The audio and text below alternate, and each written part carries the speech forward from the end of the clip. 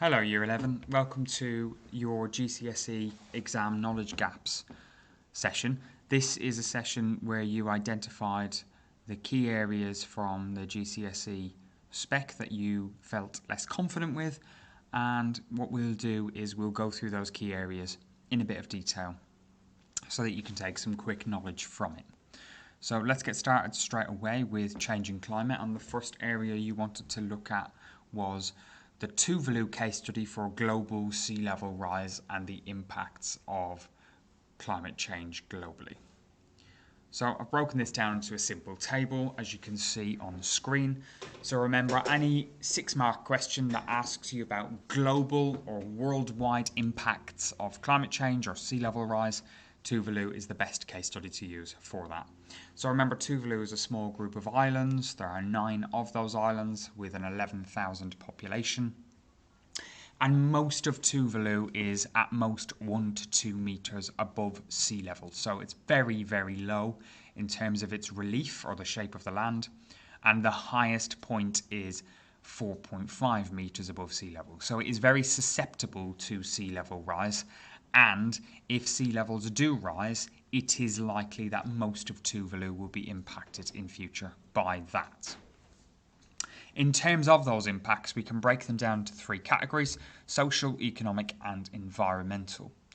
So the 2 main social impacts on Tuvalu of sea level rise would be a loss of homes due to coastal flooding, which means that homelessness on the islands would increase, and also a lack of access to food, or the ability to access food decreasing due to the problems created by growing crops with flooding taking place.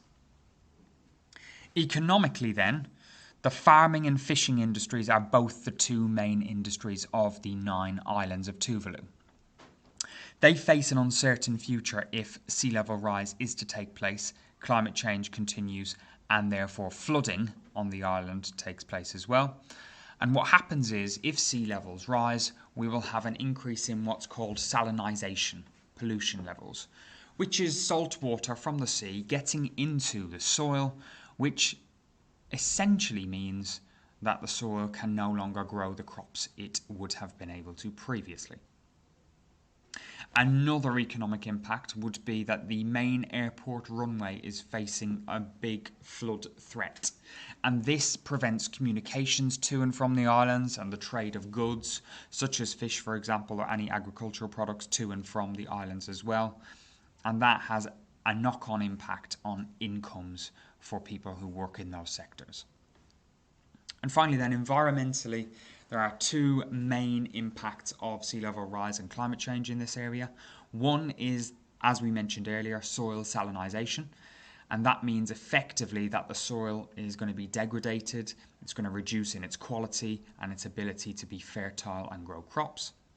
And secondly, that coral reefs in this area are dying off because the sea pH, the acidity in the sea, is too high, and coral bleaching therefore takes place as a result.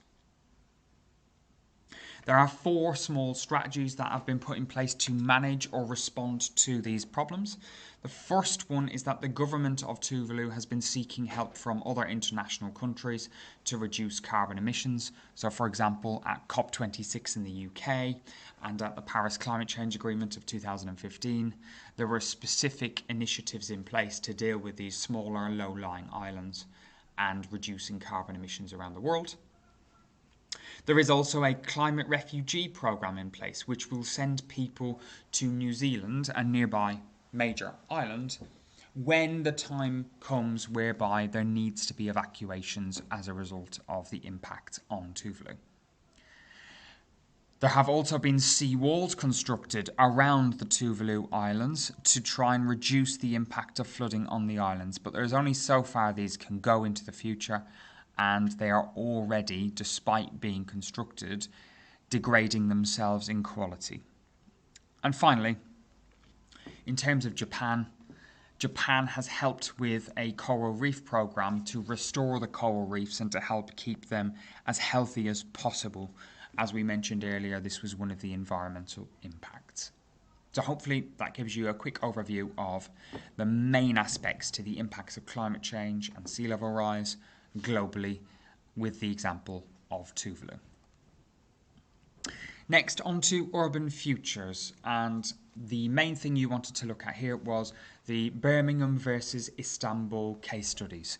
So remember that the question you will get in your GCSE exam will either ask you to talk about an AC city, which will be Birmingham, or an EDC city, which will be Istanbul. So let's start with Birmingham, and I've created just a brief overview here into 4 categories. So the first one is location and importance. So obviously it's in the West Midlands of England. Birmingham is a historic city. It was at the heart of the Industrial Revolution. The first steam train was designed there. It's led in science and innovation for many years. It's taken part in international migration, and large waves have come from Pakistan, India and Ireland over the last 80 years. And it is the UK's second city. Its economy is worth 122 billion US dollars in GDP, and it has 7 major universities, so it continually grows as a result. Now, Birmingham faces some big challenges, and I'm just going to round them up now. The first one is that 30% of the population of Birmingham live in the 10% most deprived wards of the UK. And what that effectively means is that there are lots of people that live in Birmingham that are facing long-term unemployment issues due to the closure of manufacturing and manual labour-based businesses. There has also been conflict and ethnic segregation in Birmingham due to the vast ethnic mix of Birmingham, but also different religious beliefs. There's also a large gap in wealth between people, and that relates to point 1 about deprivation and employment. So deprivation levels are amongst the highest in the UK in Birmingham. So there are its challenges. Although there are opportunities, tourism is a big one for Birmingham.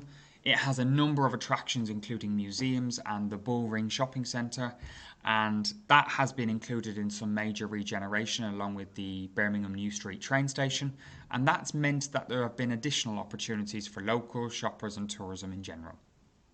We also still have manufacturing in Birmingham despite having it being slowed in previous years, and they contribute a lot to the UK economy as a whole and provide obviously employment. And finally, another opportunity that Birmingham can take advantage of is that it has got excellent transport links, and it is well connected to the M1, the M6, and it has major train routes, so it's easy to get from London to Birmingham and so on. Birmingham is often seen as being the centre of the UK in terms of the fact that you can get anywhere from Birmingham within a couple of hours across the UK, and that helps, therefore, with its connectedness. The final thing is sustainability projects. What has Birmingham done in terms of regeneration and sustainability to make sure its place in the UK economy is firm for the future and to make it more sustainable and more environmentally friendly? Well, there's a number of things we could talk about here. The regeneration projects, including the train station and the Bullring Shopping Centre, but also the big one is the Birmingham Library. And the library employed 250 local people to actually build it. It's energy efficient because it's a natural light structure. So it has a glass roof and it allows natural airflow through it, and that minimises carbon usage. It minimises the amount of energy and electricity we need to power the building itself. It's more environmentally friendly as well because it takes place in what's called urban greening. And that means that effectively it's got a garden on its rooftop. And that is a habitat for many different species of birds in an urban area. And finally, it promotes sustainable transport. It has bike shelters surrounding it. It has the tram lines directly opposite it, and it encourages people to take cleaner forms of transport to it. So that's just a quick roundup of Birmingham, its location, importance, challenges, opportunities, and sustainability. Now on to Istanbul, which is an example of an EDC city. So Istanbul is the border between Europe and Asia. It's very strategically located. It's in a very good place for business. It's in Turkey. It was the former capital of Turkey. It has a 15 million population. It lies on the Bosphorus Strait, which is an important shipping route through to the Mediterranean Sea. It has been an important trade hub for many years, since the 7th century. And finally, it is today Turkey's main hub for finance and trade. So it's very economically important. However, it does face a number of challenges. First of all, it's one of the fastest growing cities in the world. Its population grows by about 1 million every 10 years. So obviously the city needs to plan for that population growth. Suburbanisation rates are high. People moving out of the city to the outskirts continue to grow. This has meant that the old town of the city, areas such as Beyoğlu and Esenler, have become derelict and run down over time. Squatter settlements, what are known as gekondus in Turkish, have been set up on vacant land in the old town. These are generally of poor standard. They don't have water supply, they don't have electricity supply, they don't have adequate sanitation or legal access routes such as roads. So these are typical squatter settlements that have been set up on vacant land. So that's another challenge, especially with the population growing by 1 million every 10 years. And finally, because of its rapid population growth, it's also one of the world's most congested cities. So it has major transport infrastructural issues and traffic issues, and therefore also air pollution issues as a result. But it does have a number of opportunities it could take advantage of. And a lot like Birmingham, it does have a tourism opportunity. That is continually on the rise, and it's one of the fastest growing economic sectors in Istanbul. It offers culture and architecture and museums and good weather and so on. So that is an opportunity it can take advantage of.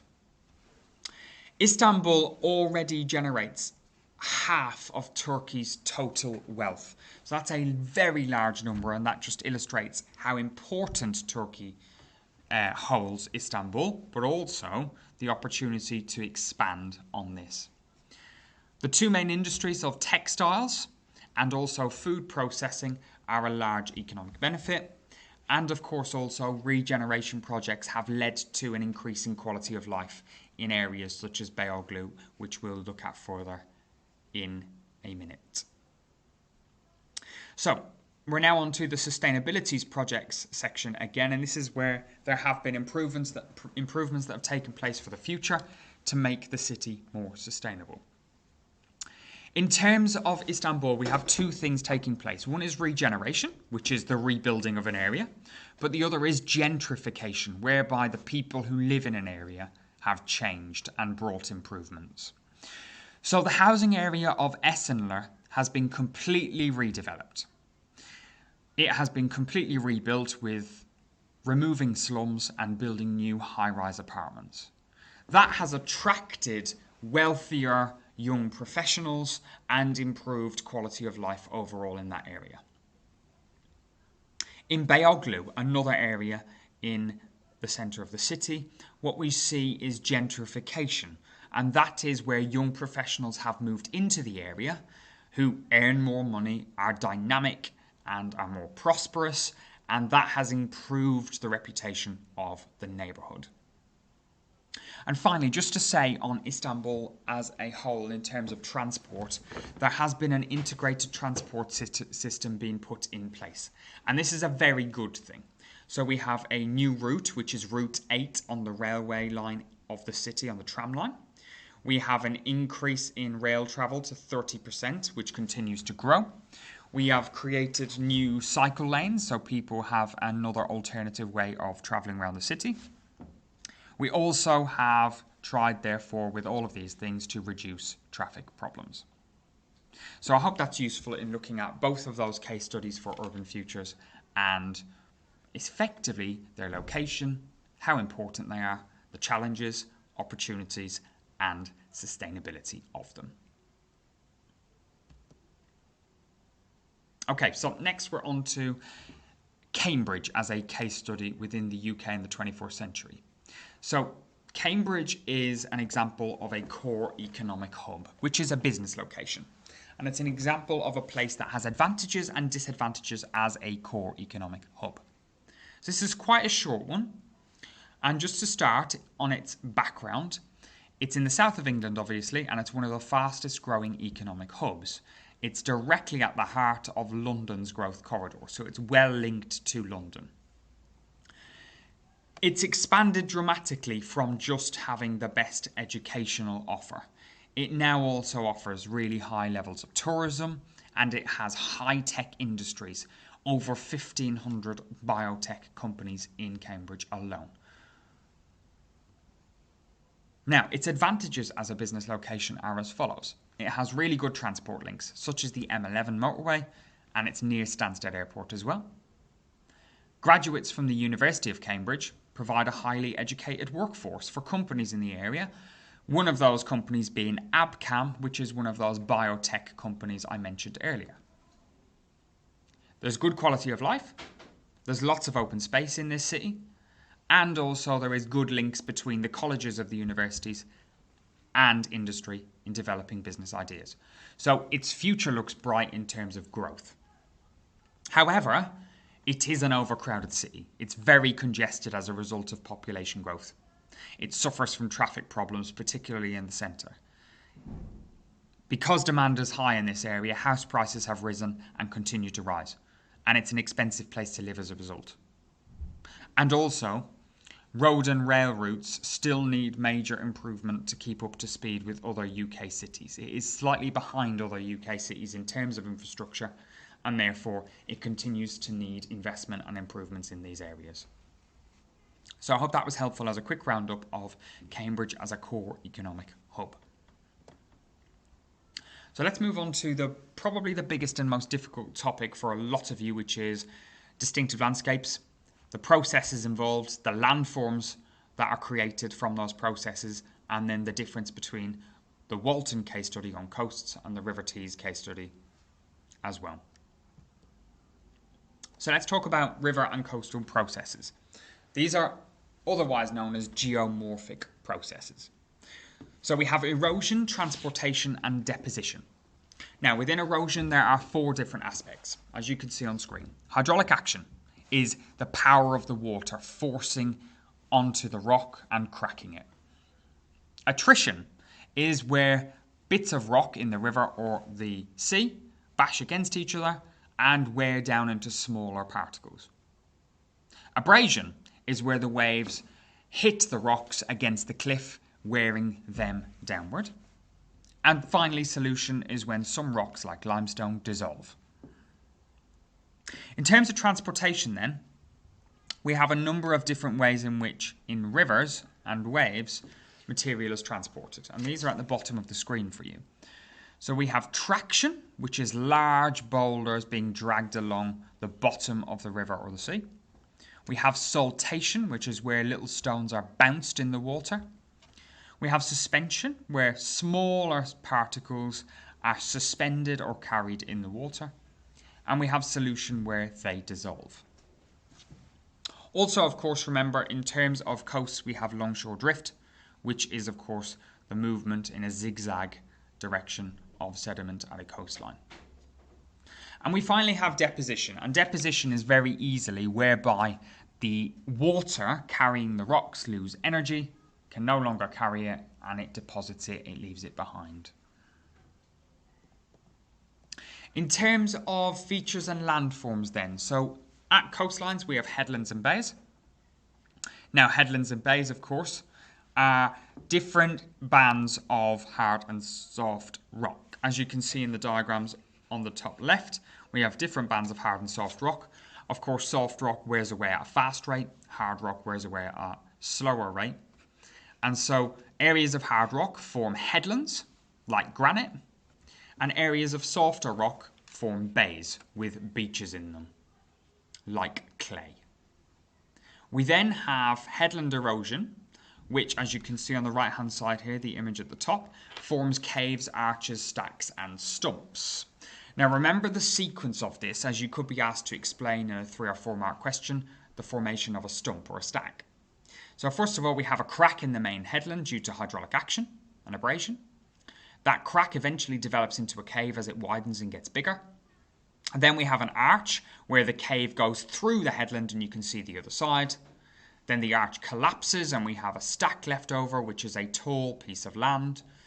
And finally that wears down over time and collapses and forms a stump.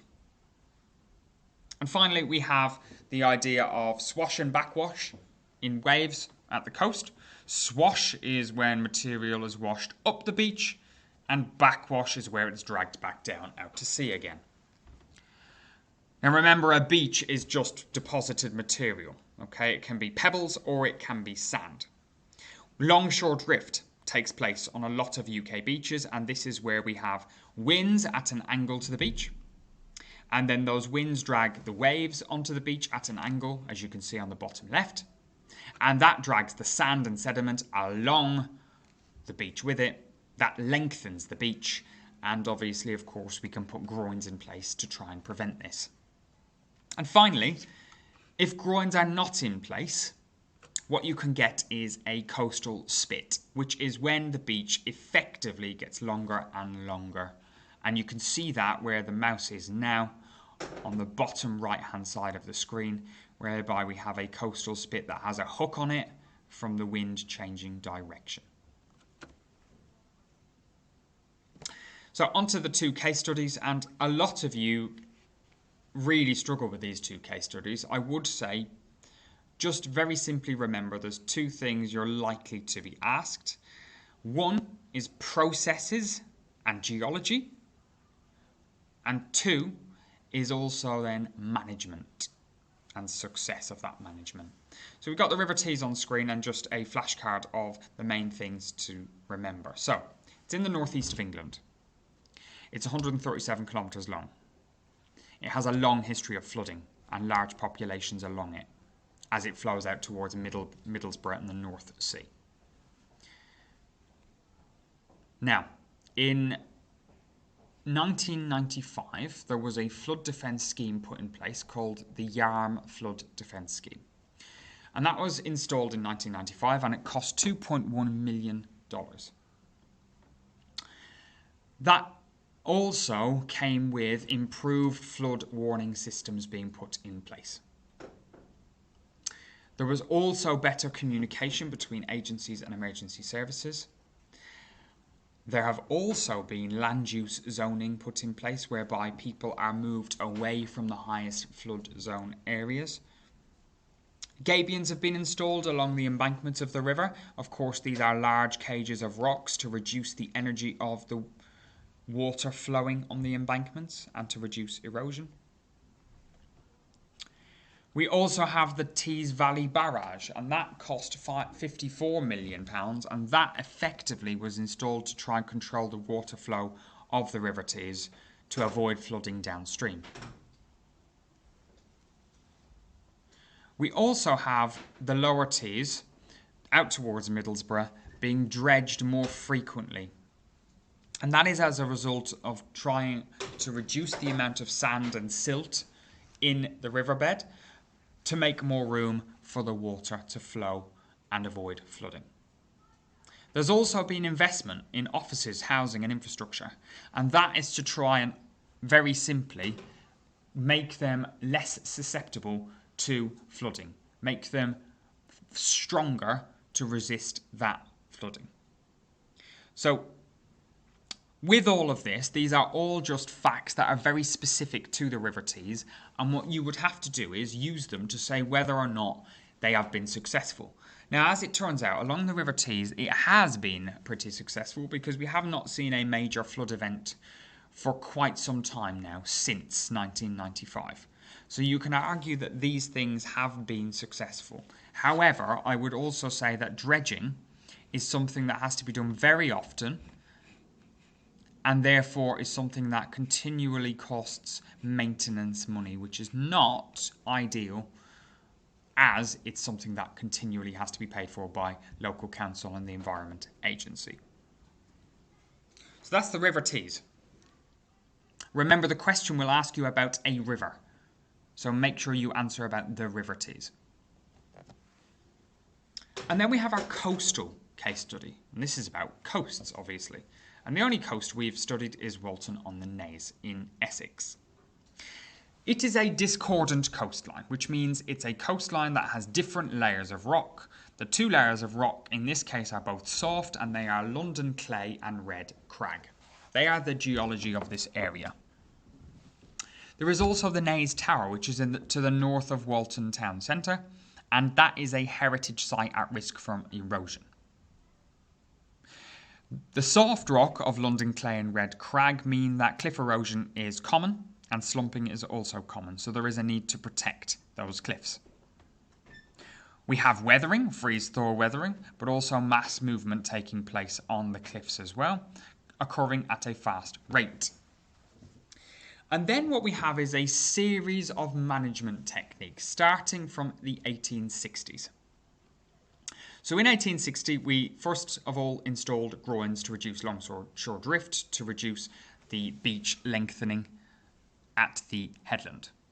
In 1977, the south beach area, where the town centre is, we had a wall, a beach wall, a sea wall installed to reduce cliff erosion, but also to protect the housing on the promenade behind it. In 1998, we had 300 tonnes of granite rock armour installed, costing £167,000. That obviously slows the energy of the waves and therefore reduces erosion on the coastline. In 1999, there was the installation of sand and gravel at the northern end of the beach, the area most susceptible to erosion. In 2011, we had 16,000 tonnes of rock armour being placed at the front of the Naze Tower. And this, of course, is to try and protect those really soft cliffs in front of the Naze Tower and to avoid the Naze Tower eventually collapsing into the sea. Of course, the Naze Tower is only 100 metres away from the cliff now, whereas 200 years ago it was 1.5 kilometres away from the sea. So it has eroded quite quickly. And finally, erosion rates are increasing, so the risks in future are still high. The management at Walton on the Naze has been generally successful if you think about it as a hold the line strategy. So a hold the line strategy, of course, is whereby we try and keep the cliffs where they are. And generally, in the last 40 to 50 years, that's been pretty successful. However, there is still the risk that in future, the cliffs still erode, they still recede, and there is knock-on impacts in the town. So it's not all been successful. However, generally, as a hold the line strategy, these different types of strategies in place have been successful.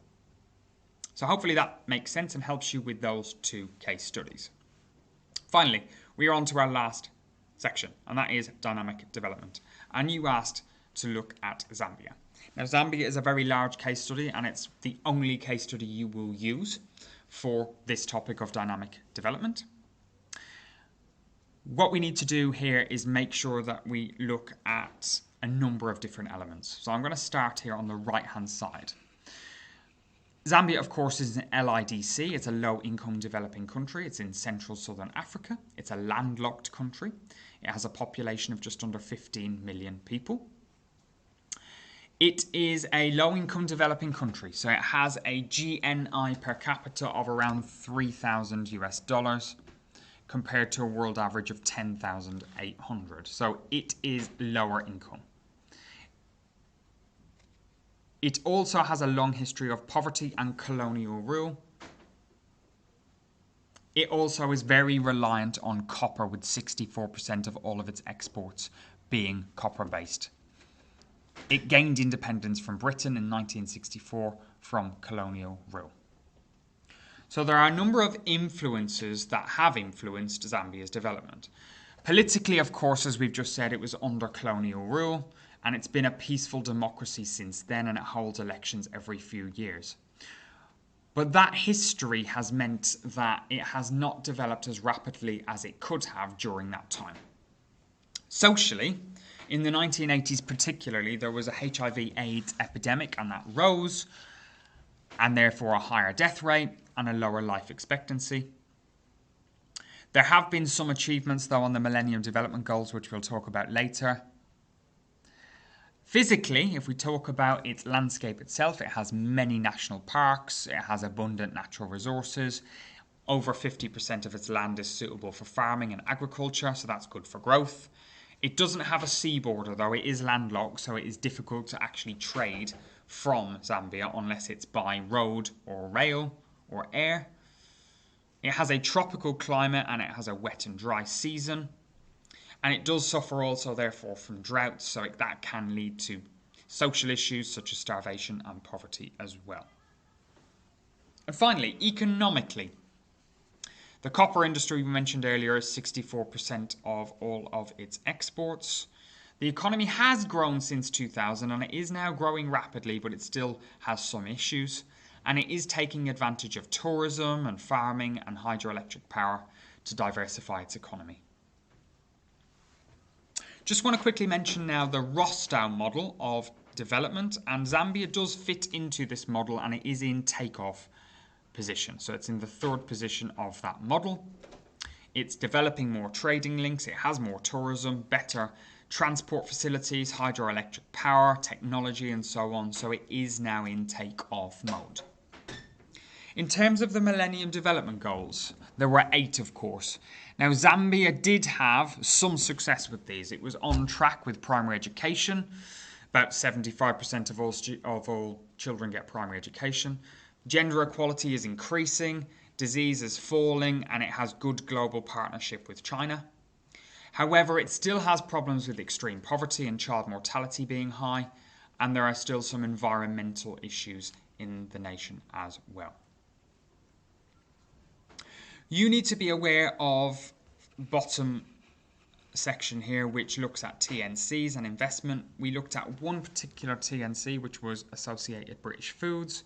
They operate in Zambia as a TNC. They have invested in Zambia's infrastructure and increased tourism, therefore. They have also increased employment levels from locals, and people are receiving fair wages. However, some TNCs pay lower salaries and the working conditions are poor, and also TNCs in Zambia pay less tax due to a government deal, and that means that the Zambian people do not get as much benefit out of Associated British Foods as they could. We then also just need to briefly talk about water aid. And of course, water aid is a UK or British charity that helps with providing people clean sanitation and water supply. That has existed in Zambia for some time now and has tried to help Zambia with sanitation issues.